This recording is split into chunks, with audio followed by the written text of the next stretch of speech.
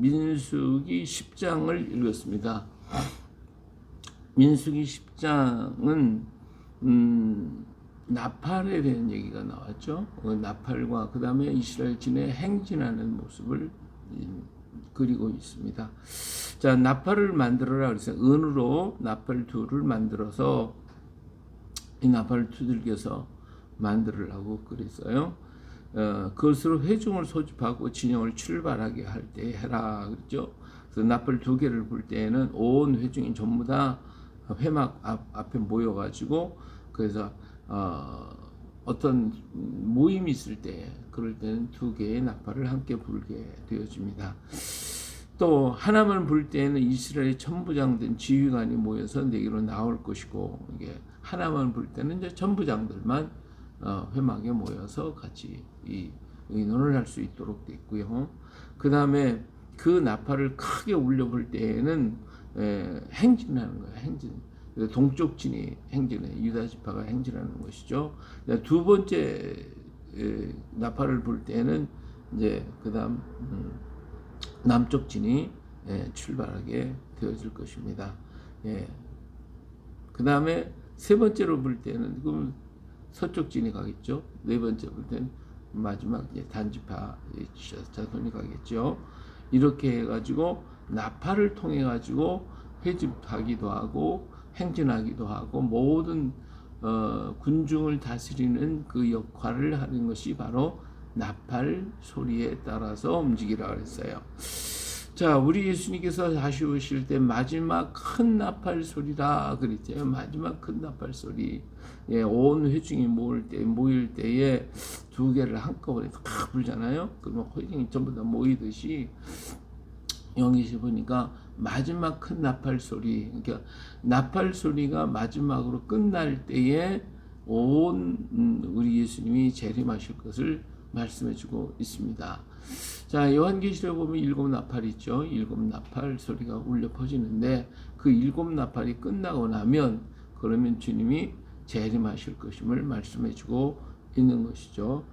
자, 그리고 이 나팔 소리는 온 세상 사람을 일깨우는 것이고 또 행진하고 움직이고 행하게 만드는 역할을 하는 것입니다.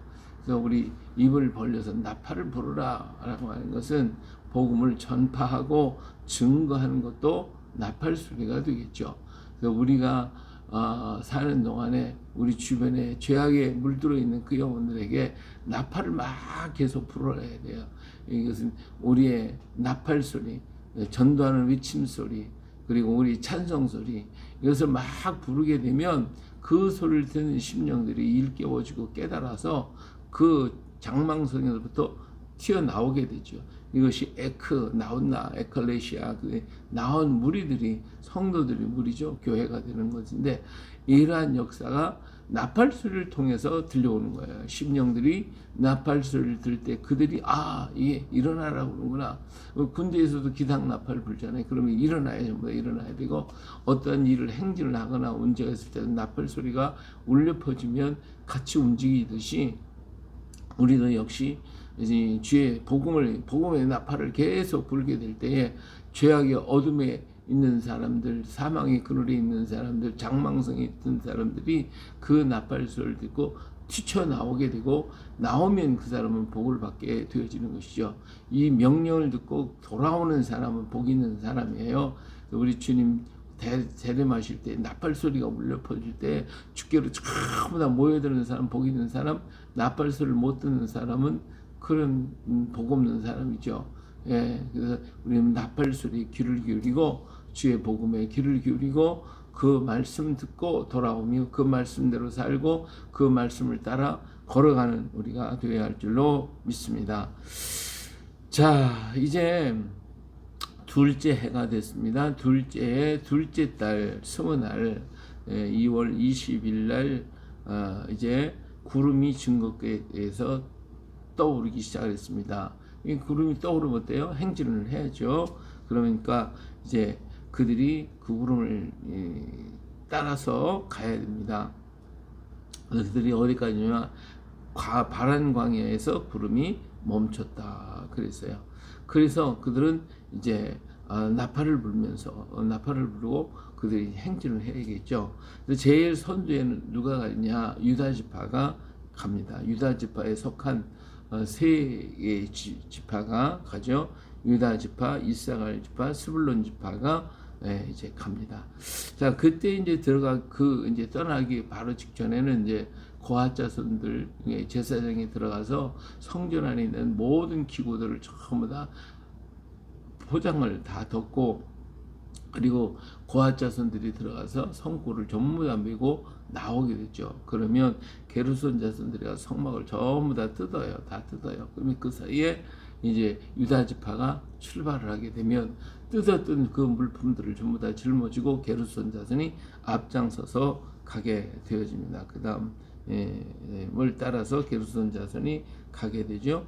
자, 그렇게 갈 때 그 다음 그 사이에 누가 합니까? 무라리 자손, 르우벤 지파에 속하 있는 사람들이 또 따라가게 되어집니다. 그래서 이제 그 고핫 사람들이 르우벤 지파에 속한 사람들이 그 뒤를 따라서 가게 되죠. 가게 돼요. 그러면 이제 그 뒤를 따라서 누가 가느냐? 그 고핫 자손들이 성구들을 다 짊어지고 그러고 가게 되는 거예요. 그러면 고핫 자손과 그다음 무라리 자손들이 전부 다 함께 이 모든 것들을 가지고 게르손 자손과 무라리 자손이 유다 지파 앞에 게르손 자손, 무라리 자손이 성과 그 성막과 기둥들을 다 뽑아가지고 출발을 해요. 그 다음에 루벤 지방에 속한 사람들이 따라가요. 그리고 난 다음에 고핫 자손들이 성구를 메고 가운데서 가게 됩니다. 그 뒤를 이어서 에브라임 자손들이 가고, 그리고 맨 뒤에는 단 지파에 속한 자들이 이렇게 행진을 하는 거죠. 자, 가서 도착을 해서 구름에 머물면 어떻게 해요? 고핫 무라리 자손들이 기둥을 쫙 세우고 말뚝 다 박아놓고 판자를 다 둘러채웠고 띠를 다 돌려서 안전하게 해놓으면 게르손 자손들이 성막을 다 쳐요. 회막을 전부 다 쳐요. 그러면 그 사이에 유다 지파대로 르우벤 지경에 속한 사람들, 르우벤 지경에 속한 사람들이 따라서 다 장막을 치는 사이에 성막이 완성이 되고, 그러면 고핫 자손들이 들어와서 성구를 다 놓고 그리고 나올 때, 그럼 그 뒤를 이어서 누가 와요?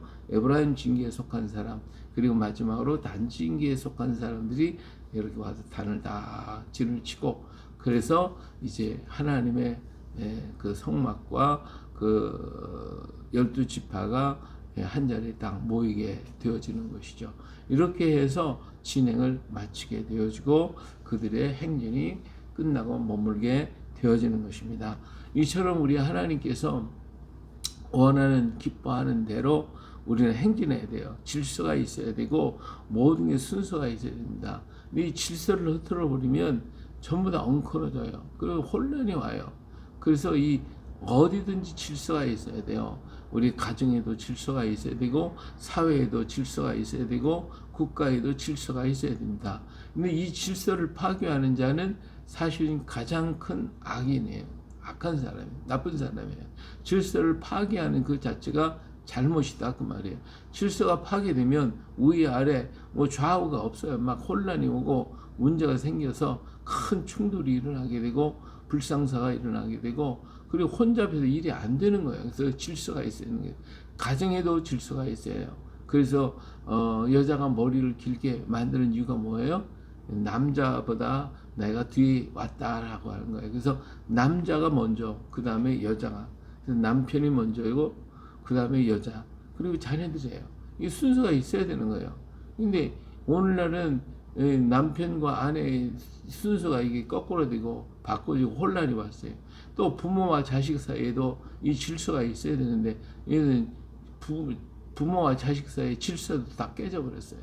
그리고 학교의 사회에서도 선생과 제자, 그리고 상사와 또 직원 모두가 다 이 질서를 따라 움직여야 돼요. 근데 이 질서가 다 깨져가지고 그냥 뭐 밑에 사람이 뭐 위 사람 들여받고 그냥 하극상이 막 일어나고 여기저기서 학생이 선생을 패고 또 자식들이 부모 막 패고 죽이고 이런 게 질서가 어그러지니까 이 땅에 혼란이 오는 거예요. 나라 꼴도 이게 마찬가지예요. 이 나라도 이 대통령으로부터 모든 순서가 다 있는데 이 막 들여받는 거예요. 들여받고 그러니까 이 질서가 깨져버리니까 나라가 엉망이 되고 오늘 가정도 질서가 가정이면 다 깨지고 이혼하고 난리가 나고 자식들은 자식들대로 부부도 그냥 제대로 갈라져 버리고 사회도 그냥 학교도 선생과 아이들이 다 갈라져 버리고 이러한 사회가 되어버리고 말았어요. 이 혼란 속에 살면 온통 문제만 일어나는 거예요. 사건 사고가 일어나고 그리고 여기저기 사극상이 터져 나오고 위아래가 없고 너나 나나 똑같다 이런 식이 되면 안 되는 거거든요. 우리는 모두가 하나님의 질서 속에 있어야 돼요. 이스라엘이 40년 광야 생활 속에 그 많은 백성들이 이 질서를 잘 지켰기 때문에 그 40년 광야 생활을 잘 마칠 수가 있었던 겁니다. 우리 일생 살아가는 동안에 나에게 주신 그 질서를 잘 지켜나갈 때 내가 일생을 편안하게 정말 아름답게 살아갈 수가 있는 것인데 내가 질서를 깨버리면 그러면 온통 혼란이 오고 그것이 내게 고통이 되어지는 거예요. 그렇기 때문에 오늘 우리가 나에게 주어진 모든 질서를 잘 지키고 특히 우리 예수 믿는 사람 질서를 잘 지켜야 돼요. 교회에서나 가정에서나 사회에서나 내가 있는 모든 자리에서 질서를 잘 지켜야 돼요. 우리 하나님은 질서의 하나님이십니다. 질서를 깨뜨리는 것을 가장 싫어하셔요. 그래서 언제나 그 질서 속에 걸어가야 되고 이스라엘이 40년 광야 생활도 질서를 따라서 움직였어요. 나팔 소리가 들리면 그들이 모일 때 모이고 갈 때 행진할 때 행진하고 그랬던 거지. 그 하나님은 질서의 하나님이셔요. 그 마지막 또 큰 나팔이 울려 퍼질 때 우리 주님이 또 땅에 재림하실 때 오늘 또 우리의 질서를 따라 주 앞에 모여들 것이고 하나님의 나라가 이루어지게 될 것입니다. 오늘 우리들 먼저 내 가정에 질서가 있는가 한번 살펴보고 내 가정에 질서가 없다면 질서를 지키기 위해서 우리가 서로 노력을 하고 또 그 일을 교육하고 가르쳐줘야 할 것입니다. 그래서 먼저 내 가정부터 질서 있는 가정 그리고 이 질서가 이루어지면 사회에 나가서도 모든 게 다 질서가 이루어지게 될 것이고 그러면 나라도 질서가 유지되어질 때에 그 나라는 정말 튼튼하고 강한 나라가 되어줄 수 있게 될 것입니다. 오늘 우리나라가 정말 이런 질서를 가져서 세계에 으뜸나는 나라가 될 수 있도록 우리 먼저 믿는 우리 그리스도인들이 주 앞에 기도하고 부르짖고 간구하는 그런 은혜가 있어야 할 것입니다. 오늘도 우리에게 주신 시간 순간마다 주의 음성 듣고 나팔 소리를 울려 퍼지고 또 우리도 나팔을 불어서 어둠에 속한 자 장망성에 들어가 있는 자 끄집어내고 오늘 우리는 하나님의 그 나팔 소리를 따라 질서 있게 우리의 삶을 이루어가는 먼저 우리 가정에서부터 시작하여 이렇게 아름다운 질서를 이루어가는 그러한 복된 날 되어줄 수 있기를 주의 이름으로 축복합니다. 할렐루야.